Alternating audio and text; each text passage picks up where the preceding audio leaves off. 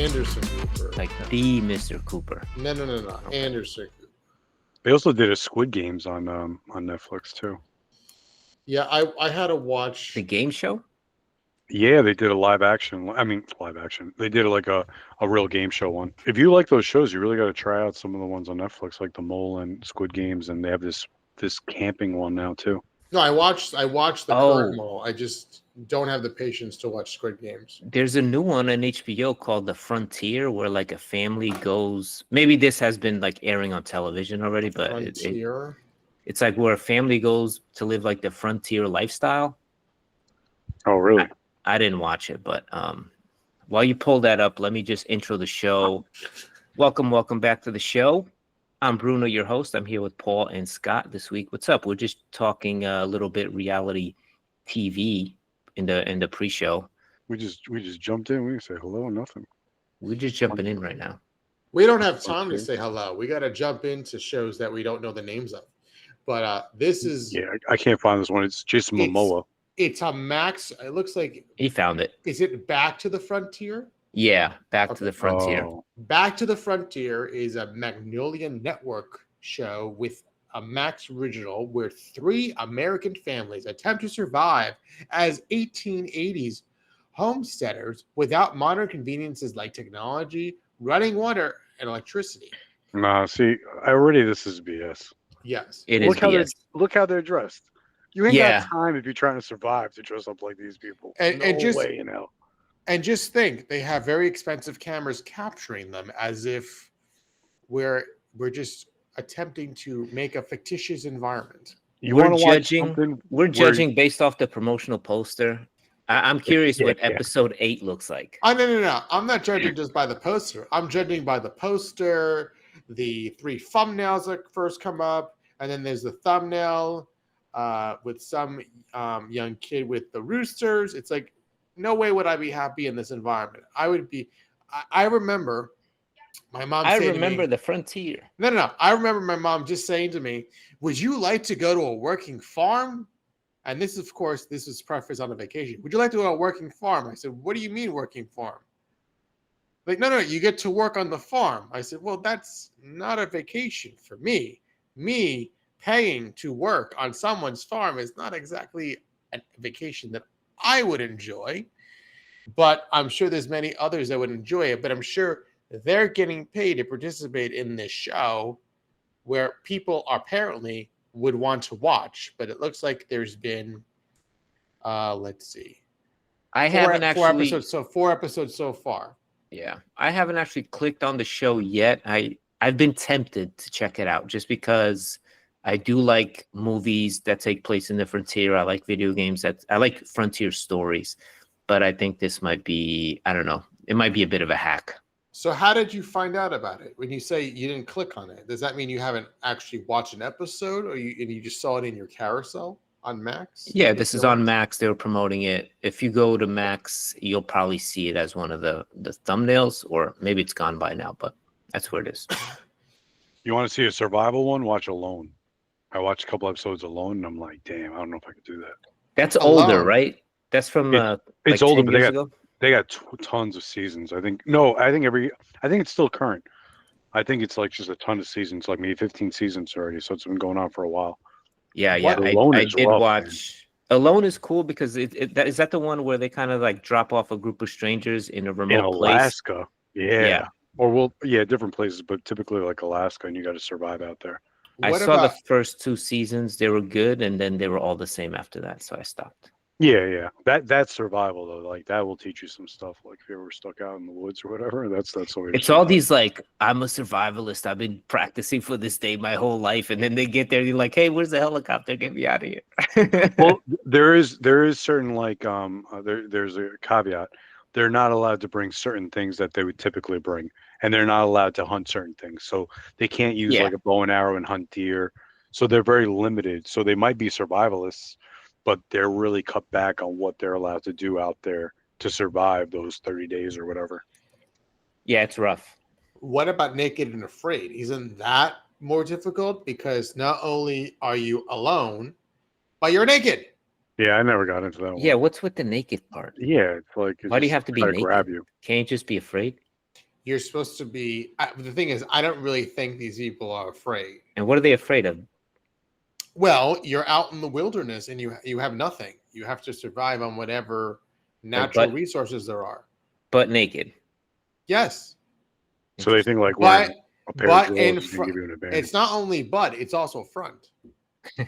So I'm curious, for the show alone, one of the first things that everybody did as soon as they got dropped off was like find a place to set up camp, shelter, and build a little shelter. What if you're naked in this show? What is the first thing that the contestants usually do? I guess the same thing, just without clothes. Yeah, because you got to stay warm, and you're not dropping their asses off in Alaska. That's for sure. They're not exactly hanging out in a cold. What if you drop them off in the middle of New York City? That would be afraid. That would. Why would? No, that would like Spider-Man trying to take a picture with them. That's afraid. I don't think the people that are naked would be afraid. I think it's the people around the naked person that would be afraid. I would be terrified. They might be both. You're getting real afraid real quick. Yeah. Mutually afraid. Yeah. We're going to cover Twisted Metal today that dropped last week on Peacock. And I had to dust off the old Peacock for this one. I forgot I had a subscription that I locked in last year for $20 for the whole year. Aren't you glad? I am, because I haven't used it in 8 months. So I got 4 months left to run Peacock, this Peacock app, before it's over. And then Paul and I are going to talk Naked Gun. I saw Naked Gun Friday night. It was the first time I actually saw a movie the day it came out. We'll talk about those two. But first, we'll just do a quick little roundtable. Scott, do you want to kick us off with some topical news? Yes, I do. Play the pretend music that we can't afford. Fox One is the new streaming service that Fox has provided. I want to get a show of hands. Is anyone excited for Fox to have their own streaming service? When you say Fox, I saw you throw a link on the chat. When you say Fox, do you mean like Fox 5? It's a combination of that. So it includes local stations. So Fox 5 is the local station here in the New York metropolitan area. It not only includes local stations, but it also includes what really is the markup. Is it also? It's $19.99 a month, because it's not only including that. It's Fox News Channel, Fox Business Network, Fox Weather, Fox Sports, FS1, FS2. Yes, there is an FS2. Fox Deportes, B1G, and Fox Nation is also available in the platform. So it's $19.99 a month, and if you're a subscriber to cable, this is a separate alternative to having cable, but it seems quite pricey for all of this live programming for $19.99 a month. Yeah, I think and $200 a year. I'm trying to see what I watch here. I do like it is basically the whole Fox package, which you get the news, you get the sports channels, and I guess that's really the meat of it. I do watch some Fox Sports, but they don't really carry most of what I watch, and I don't really watch any news or business. So not really sure who this is for, especially at the price. Does that include ads? Is that with ads, or is that ad free? It's including the ads, because you're getting the cable channels in a different way. Instead of getting from a cable provider or satellite, you're getting it directly, the feed from the streaming service. So there absolutely will be ads, or no ads, and just ad breaks with nothing there. And this is, the package is like, it's not like streaming. I mean, yes, it's streaming, but it's not like a Hulu where you have original program. This is all like live television channels. I don't know who would want this. I don't know. Paul just spit out his drink. I just think they're just trying to establish something so they could sell it to a bigger streamer service. I don't think they're going to be able to handle on their own for $20. Let them establish it. Let them get to like the cloud storage and everything ready and set, and then try to like sell it to a bigger streamer like Amazon or Netflix or somebody. It's meant for cord callers and fans of Fox content and channels that don't have cable. And yeah, but who's that? Avenue. Like, what are you a fan of? Unless you're like the sports package, that's what usually gets people. The news package, like, I don't know if that's is Fox News. Are you gonna pay $20 for Fox News? Who's running the World Cup? Is Fox in charge of that? Maybe No, that's why they're getting up ahead of it. I think Scott, is that NBC? It's usually, I think the World Cup might be spread out. But maybe if it's a World Cup play, I early. believe it's going to be on Fubo, Peacock, and Sling. So it's Peacock, meaning it's NBC. Yeah. I don't know who this is for. I mean, if you're a hardcore Fox News guy, maybe, or if you happen to watch something on Fox Sports, I don't even know what sports they carry though. Incorrect. From what I'm looking at, FIFA 2026 World Cup is Fox and Telemundo hold the U.S. rights. So that might be it. They did a play like this before. That's why they're doing this. I knew there was something behind it because $20 a month, and Fox, it has some good content, but $20 a month, they ain't surviving. But most of it, Scott, I need to know why you were wrong on this, man. NBC. It's Peacock. But is it Fox too? Can't be both. I'm not sure. Anyway, if it's Fox, ironically, it makes sense. You know who gave me the answer? Grok. My LLM model of Scott that I've been feeding in from the podcast. What? My Scott LLM, gave me that answer. I asked him real quick. Wait. Who? What? You didn't see it in the chat? No. I've been systematically feeding, our podcasts into like a large language model, and I've been asking them to model the one that we call Scott. So now I have only my only Scott AI that I get to speak to. Scott's about to sue you. No, I wasn't going to do that. I was about to ask you what you do in your spare time, and I just figured it out. And my Scott AI did watch Exorcist, and he told me his opinion of it. And what was and I'm not going to bother giving mine, but what is that AI Scott's opinion?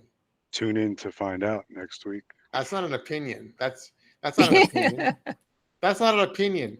That's a catchphrase. That AI it's just repeating the words back to you. That's all. Okay, I got some clarification. So you're both kind of technically right. Fox has the English language rights, and NBC Telemundo has the Spanish language rights for the World Cup. I was talking about the native coverage. So I'm sure if you download this Fox app, you're going to be bombarded with World Cup advertisements, and they'll probably make some good money if it's streaming only, which that would be insane if they did that. But do that. So maybe they'll make some money during the World Cup, and then the next day everybody will drop it. I think last time Fox had the rights to a major soccer tournament, they gave it for free for like a period of time, and then you would cut out of it, which sucked. Oh, you had a certain amount of hours to be able to watch, and then once you exceeded those hours, you were kicked out. But at $19.99, it's probably the most expensive streaming service at the level where there'll be commercials. $19.99 a month is ridiculous for Fox. When you're talking about those Black Friday deals, and you get $20, you get Peacock for the whole year, and you got a catalog of The Office and all the other good NBC and the Peacock shows. Forget about it. They might get a big hit for if they try to like run the gambit on the World Cup, and like you have to subscribe in order to watch the World Cup. People are gonna be tight. People are everybody gonna be watching in Telemundo on Spanish. I would think, wouldn't you think? But I'm not a fan of professional soccer, or should I say football, to be. But I would say that most people would go to other people's houses.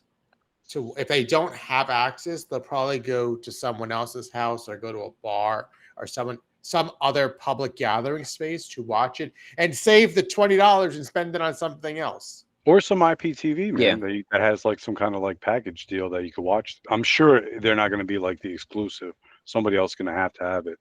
But even if I got to watch it in Spanish, man, I'm not paying $20 for Fox. I'm not paying $20. I mean, it is $20 for 1 month. So maybe, but no. Well, yeah, I guess $20 for all exclusive coverage of FIFA, because the tournament's basically a month. It's a month, yeah. Yeah. And then I think you got to subscribe for the next month, though, to get the final, right? Yeah. Because it's like 1 month is all the games, and the final's another month. Yeah, it falls like 2 days over. You could also just have an antenna and just watch the games on Fox unless they have games that pass along onto the other sub channels, the other cable channels. So it's certainly a test model because there's not really any other package or streaming service that's being provided by the specific content producer, because Disney doesn't have a specific streaming service for their live channels. Well, no, Peacock. Peacock, I thought, offered live channels too, right? I On think their so, streaming yeah. service. But not so dedicated to that. Not dedicated to that specifically necessarily. It's like this is basically cable. Right. But it's the most expensive of them all. All right, I don't want to spend any more time on this. Nobody cares. Nobody's going to download this thing. Maybe next summer, people are going to be like, what the hell is this Fox One thing I got to download? That's what happened to me. They'll react the same way they did when CBS had CBS All Access. They're like, what is this? All Access? No access. All right, what else, Scott? Anything else pique your interests?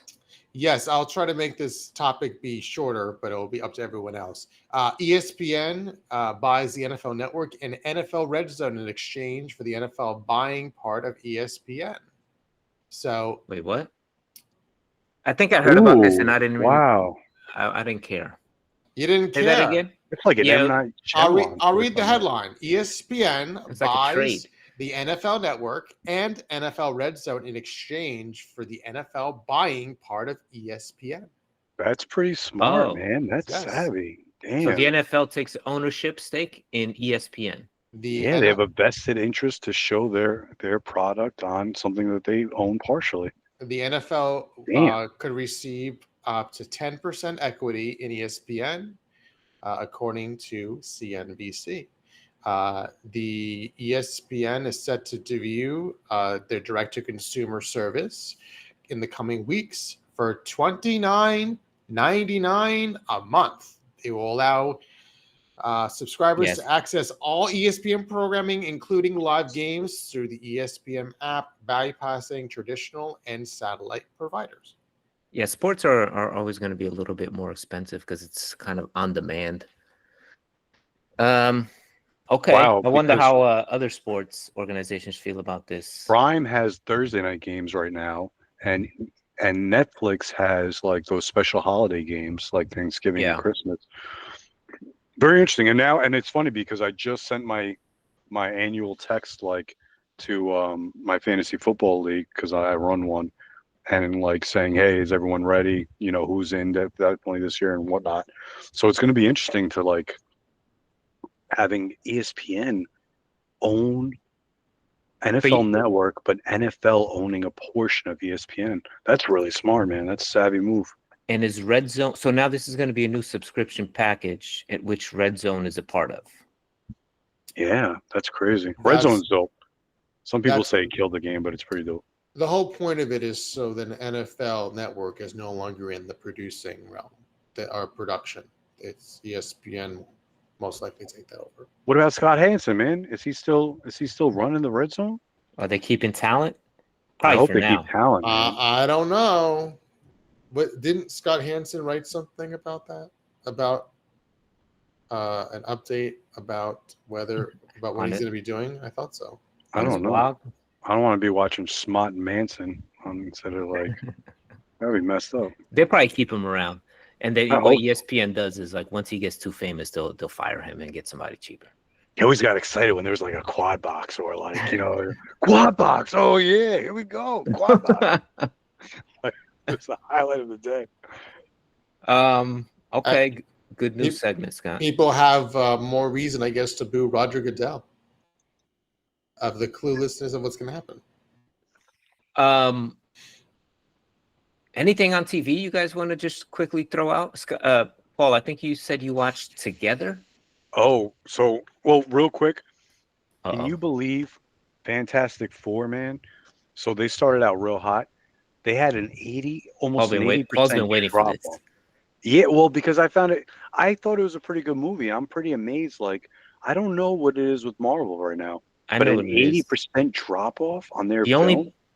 It goes back to my theory that the only people that watch Marvel movies are Marvel fans or comic book fans.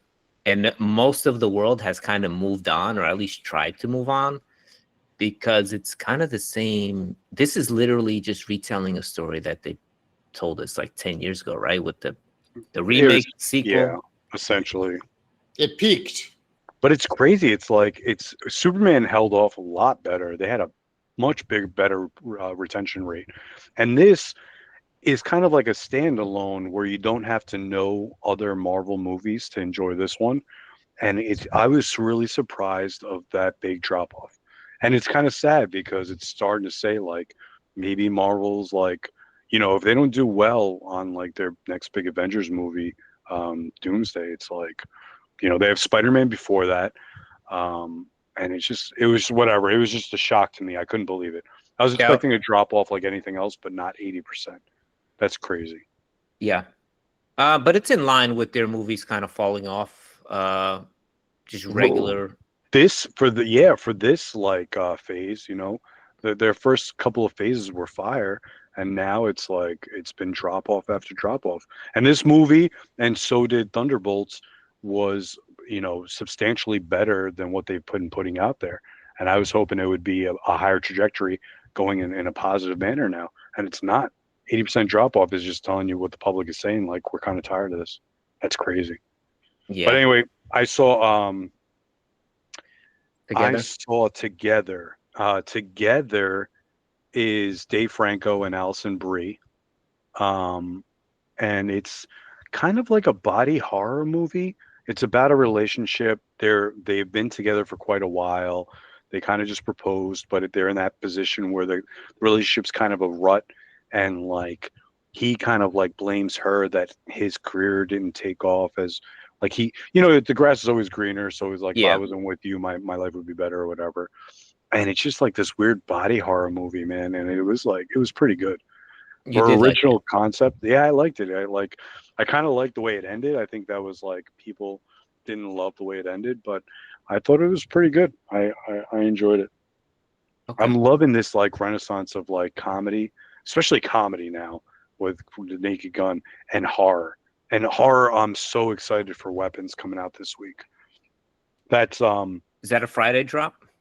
Yeah, it's a Friday, but Friday drop means really Thursday night. But Zach Kreger, and he did Barbarian. So now if he lands this one, which I think he will, and Jordan Peele was pissed off because he wanted his management company to grab the rights to the script, and they got outbid. And I think he fired them because he wanted this movie so bad. Oh, wow. So if he nails this one, let's see where his third one goes. But he's going to be up there with like the upper echelon of horror, man. Barbarian was something different, man. It was dope. So let's see how Weapons. Sidebar, Barbarian was the first movie we've ever covered on a podcast. And that was like when, Paul, you and I did a podcast. It wasn't really a podcast. I think we just got together and talked about Barbarian like 2+ years ago. I don't know if you remember that. Damn, I don't remember that. That was the first podcast sort of meddling thing that I did was us. I probably still have that Word document somewhere. Damn.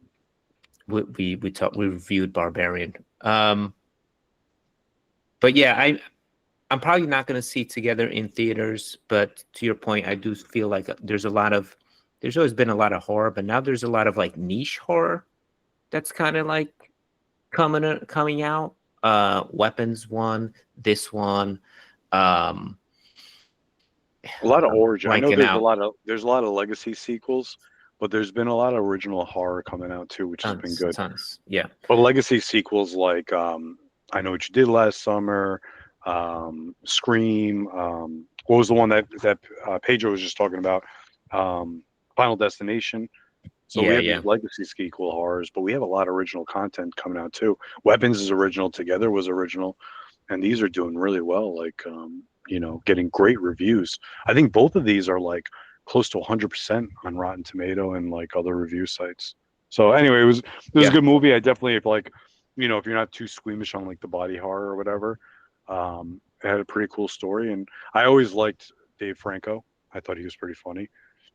And this has like that's what the telltale sign of a good horror movie is, that they could inject humor, like but not overdo it, but you find yourself laughing in the midst of like this horrible thing that's going on. So they did a good job with that. So I hope Weapons does the same. I heard they have some good humor in it as well. So I'm excited for it. Really, I was excited for Superman, obviously. And Weapons is probably right up there as one of the movies I was really looking forward to this summer. Should we go into? Let's go into Twisted Metal, and then we'll save The Naked Gun. Just because I feel like it'll be. Scott, you didn't watch The Naked Gun, right? You didn't see it. I did not. The only thing I saw was the trailer of it. When we were talking about the movies that we're looking forward to see this summer, Yep. but it hasn't had the umph of excitement as one would have thought. Is that right? No, I think that's way wrong. No? No, actually, it's performing pretty well. I don't want to get into it, but it's doing really well, and it's getting really celebrated for a true comedy, like not a romantic comedy, not an action comedy, not just a pure jokes movie. It's really being celebrated as potentially reviving an entire genre. I don't know if it's going to be able to do that, but it's off to a great start. But I do want to just switch to Twisted Metal, just because I want you in the conversation, Scott, because I know you watched the first 3 episodes with Paul and I.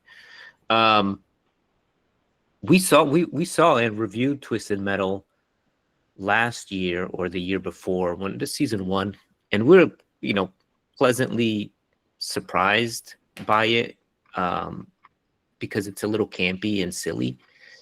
But this one follows Anthony Mackie, continues to follow Anthony Mackie as John Doe. And he basically escapes from the home from New San Francisco, I think it is. And he hits the road, and he kind of encounters his sister, who he doesn't remember because he has amnesia. And they basically get invited to have a tournament, which is like car battles, which is what the game is based on. If you've ever played the game, it's like a Street Fighter or Mortal Kombat, but for cars, mixed with a little Destruction Derby. And it's a cool show. What did you guys think of the first 3 episodes, Scott? Because I was kind of surprised it was considered a comedy, because I really wasn't laughing at it. I thought it was okay. My favorite character of it is Sweet Tooth, just that he has his one-liners that I enjoy. But I'm not too into John Doe and Anthony Mackie. The show is not really. I don't think the show is for me at all. I don't think, and you're laughing because you agree with me without. It's just a lot of quick storylines, and it's like, oh, I'm your sister. He goes, what? Yeah, I am. Do you want to hear about it? No. And we move on. Like, whoa, that's like an episode and a half right there. Why did we skip past it? I think they do a lot of skipping past a lot of things. It's not a really, I don't want to say it's poorly written, but the acting and the writing isn't that good. But then you just get like this joke and you laugh and you're like, yeah, I like this. I like this. Paul, what did you think of the first 3 episodes? Look, if you like the first season, it's a fun ride, man. And seeing like little Easter eggs in there, it's like I didn't know the writers did Deadpool. You pick up the Easter eggs? Some of them. Okay. Like I don't like I know there was a Twisted Metal I played, and it wasn't Calypso running the tournament. It was Sweet Tooth. I think it was like Black or the 4th. I remember that. But like little things like that anybody could get, like the turbo button on the triangle button on John Doe's car. Yeah, that was a triangle PlayStation button. Yeah, right? yeah. And that was the same button you used to hit when you play the game. Yeah. Like I don't think from what I'm hearing, a lot of the storylines follow what the games had told, because John Doe wasn't like a big character in the games as he is in this. I didn't even know he was. I like it, man. It's funny. Yeah, John Doe was a character. Did you realize that Nev Campbell got replaced as Raven? Yeah, and I thought that was a weird choice because they still referred to her as like the other Raven, I think right? because they still had the rights to it, so they had to explain why they replaced her. But I don't think they had the money that she was asking. And Oh, I know come she's on. doing She's asking Scream. too much. Yeah, supposedly like she had said in an interview that they didn't have the money that she was asking. You know what was real cool? San Diego Comic-Con, Twisted Metal showed up and they showed up with bumper cars. Oh, And they had a sick. whole outdoor thing. They had Sweet Tooth out there. They had Calypso out there, like all like shouting out, and they had like people running around in bumper cars. Pretty dope. It's not a video game that I remember uh like the canon of or the story very well. I think I only played the first two and then I kind of moved on. I like those games a ton. So yeah, to your point, when I do see something in there, like when Axel came out in the third episode, I Oh, was like, yo, oh shit, this is sick. for like a shitty Peacock, like without a big budget, Axel was dope. I think you mentioned that, Yeah, right? Like, yeah, yo, Axel looked dope. Like a lot of these, they're doing. I think they're doing a good job graphic wise. To Scott's point, is the writing great? No, like but whatever. Like I think, and I like Anthony Mackie. Like he's Captain America now in Marvel, which like nah, I he's don't he's love it. John Doe, bro. He's John Doe, dude. Like he is funny as hell, and I think what a good pairing with him and Rosa from Brooklyn 911. I forgot her name. Oh, Um, Stephanie Beatrice, yes, quiet. yes, and Anthony Kerrigan now as like Calypso too. They're adding on. He's Um, awesome. He's good in everything. and Will Arnett voicing Sweet Tooth, which is pretty funny. Like, yeah, man, I'm having a good time. Cobra Kai, Deadpool, Joe Schmo, Zombieland. Those are some of the other things these writers are responsible for. Um, I didn't know. I thought they were going to release the first 3 episodes and then stagger one every week. But it looks like, based on IMDb, they're going to do 2 episodes every week. So you get like a full hour. And then the finale, August 28th, is going to be the final 3 episodes. But they are Yeah. bumping it up to a 12 episode run where season 1 was only 10. Yeah, But and it it's too much, seems man. it seems like it got off the ground pretty quick. To Scott's point, I feel like they don't spend a lot of time on any one particular moment. They keep moving, and I think that creates a little confusion as to like in terms of the world building. I never know where we are, but ultimately, like you don't care. Like I don't know how they got to that Axel's like turf area. I don't even know Well, where that no, is. that's because she was like they're on the way. It's basically Middle America where the tournament's taking place, right? That's what the coordinates that Calypso gave. It's dead center, like I think Middle America, right? So they're headed there. That was an old drive-in that their parents used to Oh, that's take them. right. Yeah. Yeah. So like that's part of the story, Oh like my God, that little scientist who's like, uh, they're like, wait, do you only kidnap black people? yeah. He's like, And as he was dying, he wanted to make sure nobody still thought he was a racist. Like yeah. his last breath, he was like, "Nah, but still, like I don't go after you people. It's Yeah. actually bad luck." Yeah, it has funny That was moments like that. it has Like really funny moments like that. Like also when he starts, they take away all his DVDs, and he's like, "No, don't take my DVDs." So he finds like the Babysitters Club series, and he just oh start reading the yeah, books. and he It's gets like hyper obsessed with the book that he's missing because he wants to know how this new bitch became part of the club, and and he's so pissed off. he keeps bringing it up like in later episodes. That's why, Uh, like Anthony, like we're gonna get into it with like Liam Neeson. Um, do Anthony Mackie, I think, was a great like yeah, he delivers these lines like so well, man. It's just like that's who he is. It's like it's great. It's great. yeah. The humor really, the humor without the humor, I don't think the show would work at all. But that just, I don't know. It's a little campy. It's a little cringy, but it's like perfect for Anthony Mackie somehow. Like, Yeah, and they know who they are. They know who they are. Anthony Mackie was also in damn, what was that? Where it was weightlifting. He was with oh, I don't know that one. damn, he was in a Oh, was weightlifting movie with not the something Dream magazine no, Dreams? oh, Mark Wahlberg, Oh, oh, and the No Pain No Gain or something. maybe yeah, and The Rock was in it. He Yeah, was pretty yeah. funny in that too, man. Like I don't know. It's a fun. They know what they are. They know it's a cheesy like remake, and it is what it is, and like they embrace it, and I think it's a lot of fun. I Even can't wait when for the specials.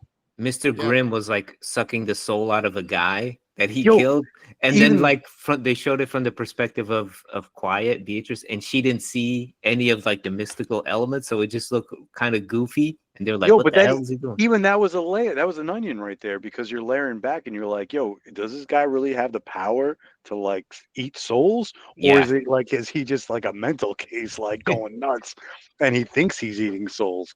Like even that put a nice twist to it. So like, yeah.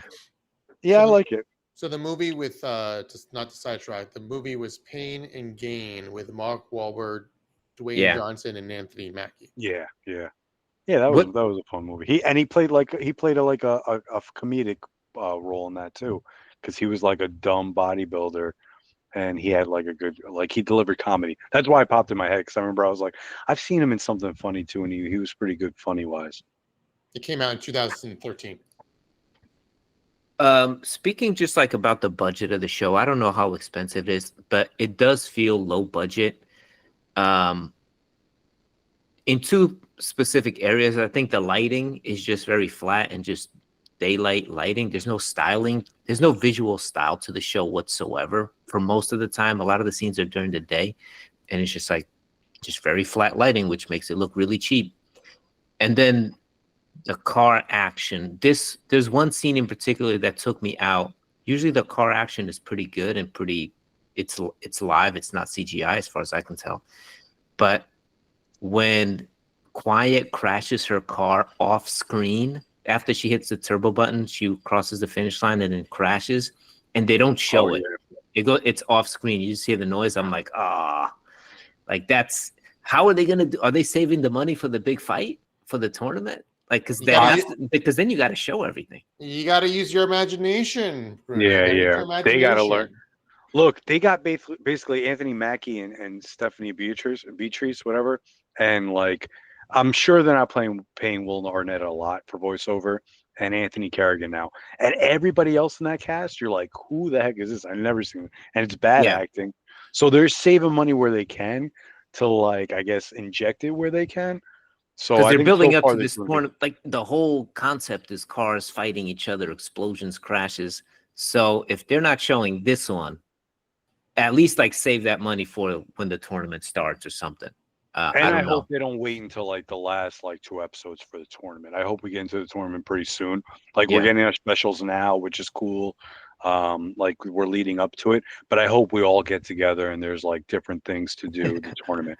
I want to mention one thing, Scott. You mentioned Sweet Tooth. You like him. So Sweet Tooth is an iconic character. He's on all the covers, but he has like his own side story throughout this whole season and last season too. This one, he's like, oh, he's about to kill a guy that thinks he's Big Baby, who's another killer. So I was like, okay, so Big Baby's gonna be like the big bad for this show. But literally the next episode, he finds Big Baby and kills him.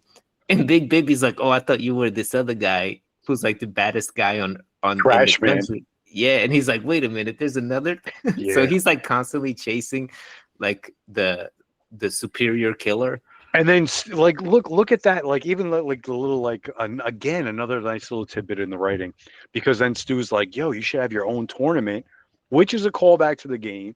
And Yeah. he's like, get all the baddest asses together and like fight to the death and see who stands out on top. And then like an hour later, Calypso like sends out like a I don't even know how he did it, like a message to everybody out there, like on a broadcast. Well, speaking of not knowing how he did it, Anthony Mackie calls it out. He's like, is no one asking like how he got the signals?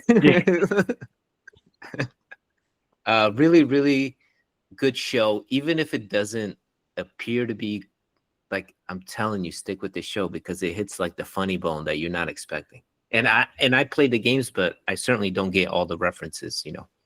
I said it about season one, and I'm going to say it so far. The first 3 episodes, season 2, fun. It's so much fun just to watch, and it's like a fun ride. Yeah, it feels like a show that should not be good, but it just is somehow. So it's a good hang. Now, can I just get into a little like what I think is going to happen? Yeah. Mayhem, that new character that they introduced, A lot of people are hyping her up to be Calypso's daughter. Okay, they're very white, both of them. So I don't know. The genes are there. I also like.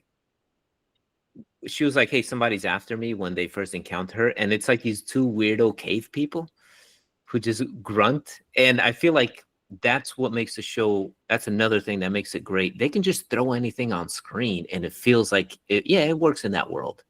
Yeah, even Big Baby, he had like this weird umbilical cord, like I don't think there was like a nuclear bomb or anything in the world. It was just like they lost power or something like that. Like something big happened. Like even those weird electrical storms. Yeah. From season 1. They don't really talk about how the world got to be what it is. As far as I can remember. And I'm like, that's fine. That's like perfect. He said it. He said in the beginning, he was like, yeah, the power went out one day and then people couldn't get access to their porn and all hell broke loose. And I was like, that's how that's the setup. What happened. Yeah. So it's like, we don't really know what happened, but yeah, I love that they called it out, man. I forgot that part. He called it out.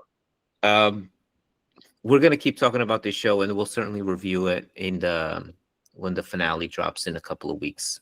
It's going to have a short run. I think, well, you said it's pretty like the drops are compact, so it's like 2 at a time and then 3 in the finale. We'll keep. I think it's going to be done in August. But look, the difference between this and Smoke, these have people you're actually rooting for, and you like them as people. Yep. And Smoke, it's like you hate everybody, and you're not rooting for anybody. Smoke did take a turn. I'm 1 episode behind, and I'm excited to do the finale. I'm actually like, I just can't wait to get the show over with. But we'll talk about Smoke because apparently the Smoke episode we did really well.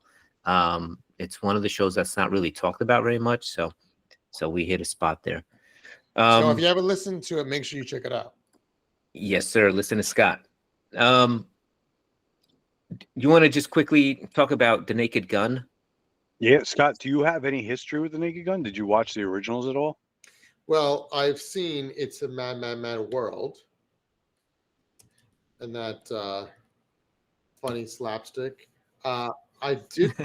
Okay. What? And that's like the most like dry kind of delivery there.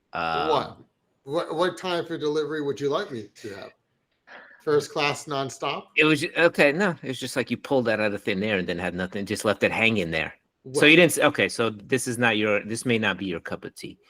I think I don't want to prejudge it until I see it, but I definitely, when it comes to streaming, I certainly will give it an opportunity of a watch. You should check out one of the first 3 Naked Guns. It's not like you don't have to watch them in any order. They're not. It's not one of those kind of franchises, or any Mel Brooks kind of comedies. Blazing Saddles was one of my favorites. I love this type of movie. This is like a genre of comedy that I grew up watching over and over again. One of my favorites was Hot Shots and Hot Shots Part 2, which I had on VHS. Also Robin Hood Men in Tights, early Dave Chappelle. As I said, Blazing Saddles I didn't watch until I was an adult, but I really love that movie. Airplane and definitely The Naked Gun. These movies I feel like this type of comedy just like would never come back. We saw some of it with scary movies in the late 90s and early 2000s, but those dried up very quick. They became really bad. Those are coming back too. Those are coming back too. It's all about the writing with these movies because they're joke after joke after joke, and it just has to be funny. And if it's not, then it's a bad time. What I also liked about this movie was that it was like 85 minutes long. I barely finished the popcorn in time. And I like the guys who did this movie. Akiva Scheffer, I think his name is. He's the one who did he's part of the Lonely Island crew, and he did Pop Star, Never Stopping.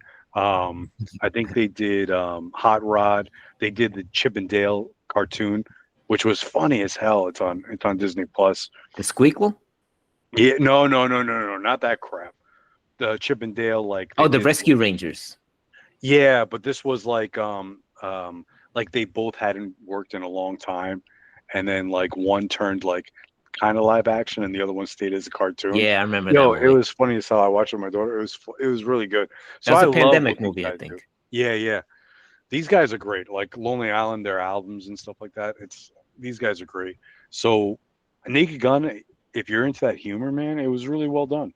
I was just checking, hit 30 million on the weekend, which is great for a comedy, right? And then I'm scrolling up and I'm like, how the hell did Smurfs hit 90 million? Worldwide? Smurfs was garbage. Yeah. I mean, well, there you go. Did you watch it? No, hell no. Okay. It looked horrible. But it's a kids. Was there any other kids movie out Yeah. as an outlet?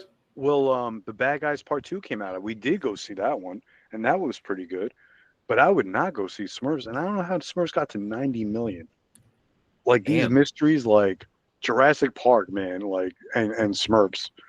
How I don't know how they're doing it, man. I really don't. Smurfs, I don't get it because I heard it bombed. It bombed here, so it must be like an international markets where it's picking up some steam. I'm glad Naked Gun is doing well because maybe we get more stuff like this. You said Scary Movie was coming out. I don't know who's behind that. I assume it's the Wayans brothers. Are they? Yeah, they're coming back. The only other comedy I can remember, like that came out that was like strictly comedy, not this type of humor, but a comedy period, is One of Them Days, and that was pretty funny. For Smurfs, it has a 20% on the tomato meter. Damn. Yeah, and Bruno, you're right. Like I think 60 million of that came from international markets. It's like all Brazil. Why do you like the blue Smurfs, man? I don't get it. I didn't vote for it, so I just putting it out there. But yeah, there's not a lot of like just straight up comedies that aren't like a rom-com or some like, type of movie like that. So to see this do well on that kind of humor, and Liam Neeson plays that dry humor so well because he takes it serious.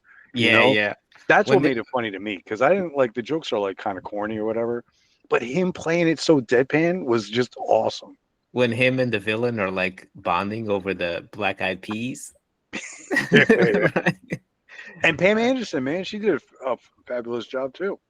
Yeah, I think they both kind of play it straight. I think Seth MacFarlane, I saw an interview with him where he was like, he produced the film, and he was like, I was just really adamant about getting a good actor to play it versus getting a comedian to play it because everything needs to be delivered,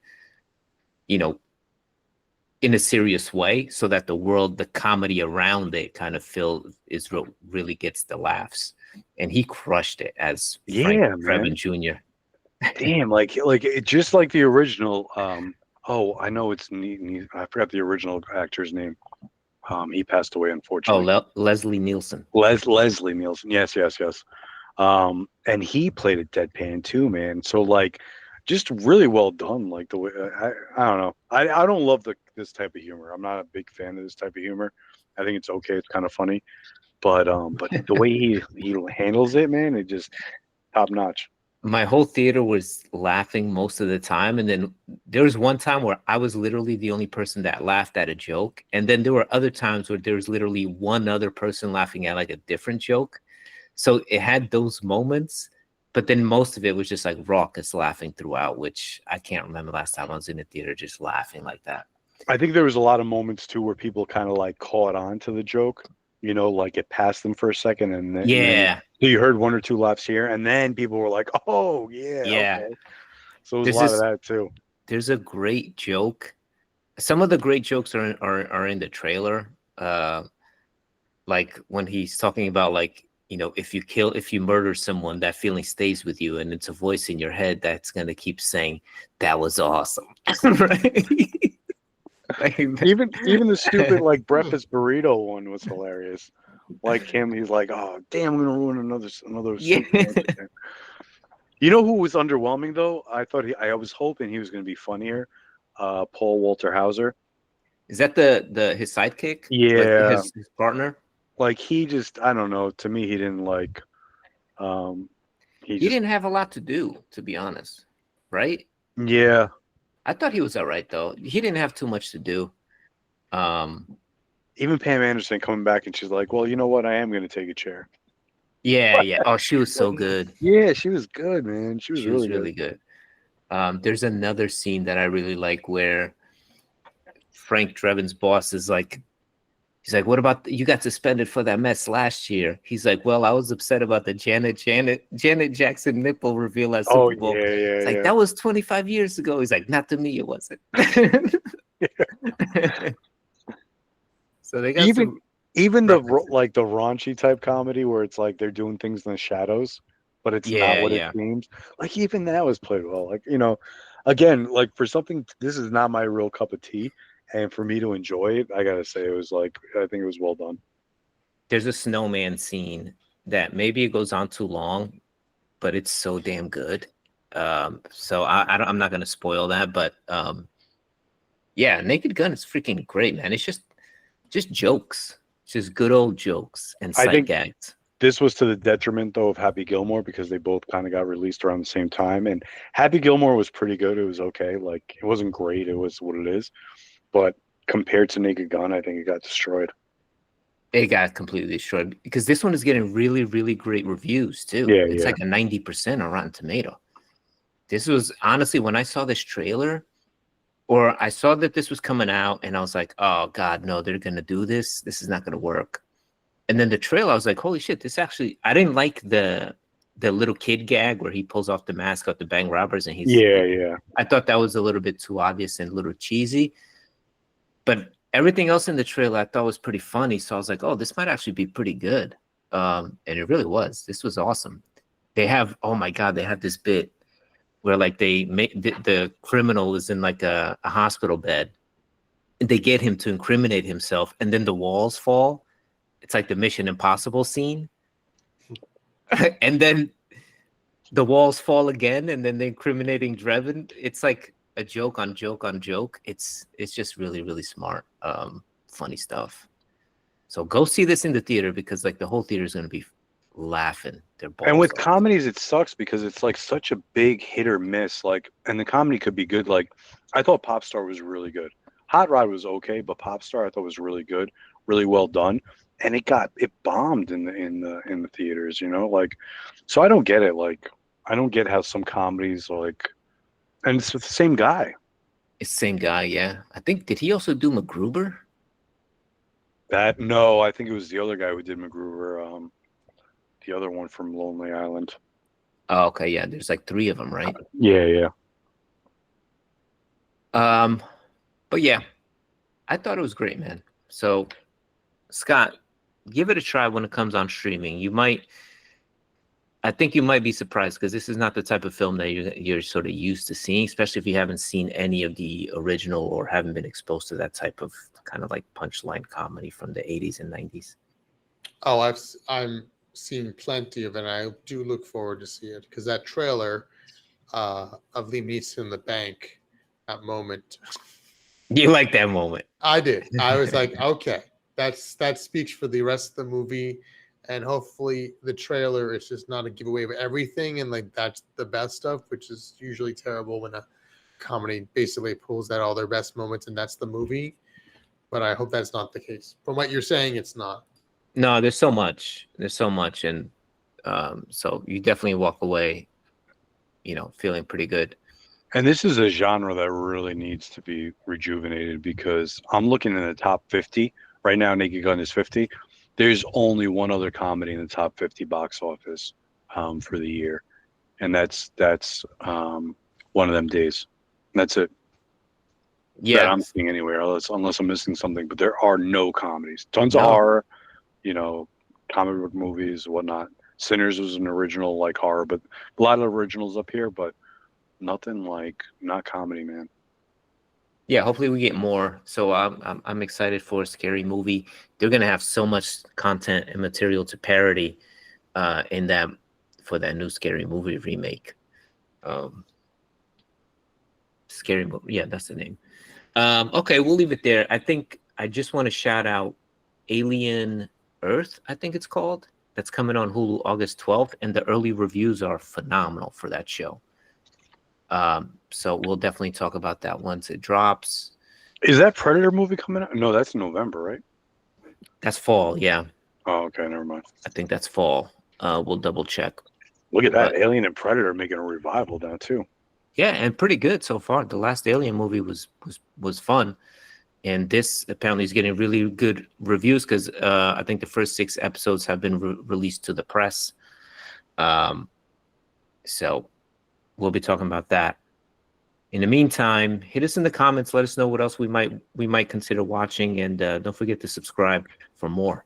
We'll Please. see you next time. Let's get an outcry for Scott to review The Exorcist, please. I ask him all the time, and he won't do it.